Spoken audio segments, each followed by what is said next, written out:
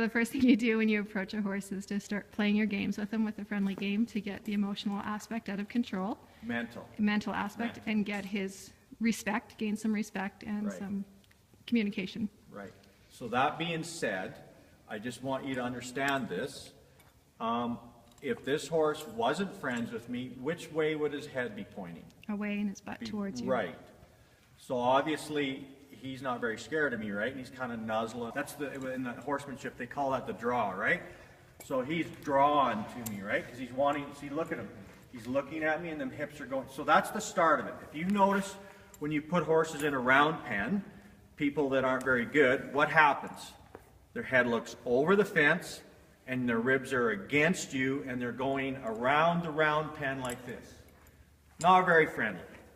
So that's why we put them on a line, is that we can start to get a hold of them, right? And watch, I didn't even pull.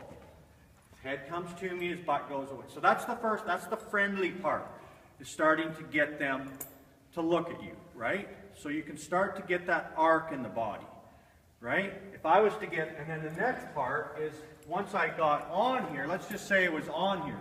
See how this arc right now is kind of going, right? And if I was in a bind, I would pull the head to me like that, right? So I could get control, right? That would be, so now we're starting to get up there on the back, and if the emotional part, which is does your go meet your woe, start to get out of control, we would bend them, right? Like that. And then we put a bit in their mouth, and now we're starting to get, let's just say that now we can get control of them like this. Then the trick is I want to get into this today, is the forward part. So I was on a horse this week that bucked, that wasn't mine, and was just hanging out with a friend, and I noticed, it's real clear to me now, but when that horse had not been taught, when you squeeze him, to go forward.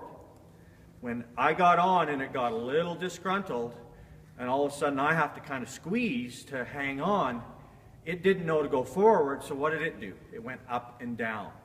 So I really want to teach you the forwardness now, today, because you're going to be not seeing me after today. And I want you to have confidence that you can start cantering circles. And you need to know how to get your horse to go forward. So when we grab your horse here, it can come forward, whether it be with this rope or with your body.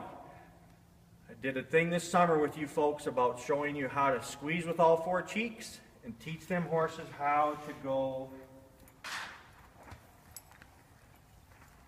forward. That's what I want to get through to you today. And then once we get that, then we're going to start getting, put it in on the circle, right? And then just doing the stand the shoulders up, pull the shoulders through, don't hang on to them. So one of your things is that you want to, when you get in a bind, if this was your horse here, you want to go like this and like, oh, I want to stop this horse.